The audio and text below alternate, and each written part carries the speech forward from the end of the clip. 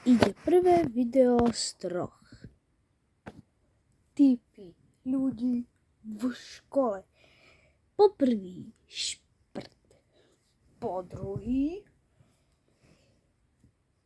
nervák.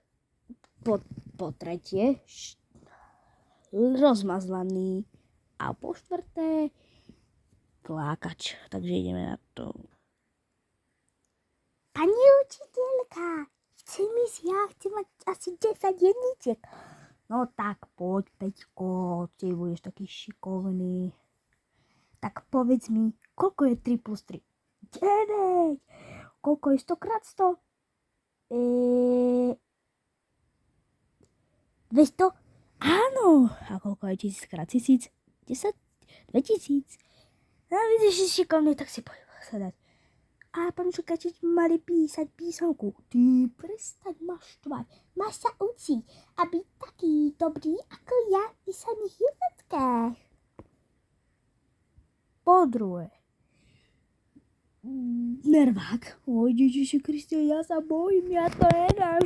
Ja to nedám na prijímačkách, ja to nedám. Neboj, škola. Ježiš, čo sa tu počkám svedčiť. No nazdárek, čo si dostal? Počkám svedčiť. Ty ma si z tohto domu. Ďakujem.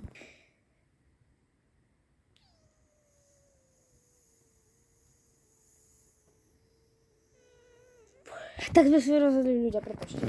Technika nefunguje na tomto mobile, lebo už fakt rozmazlená, takže musíme ukončiť toto videjko skôr. Prepáčte, ale toto videjko je fakt už úplne rozmazlené, ďakujem.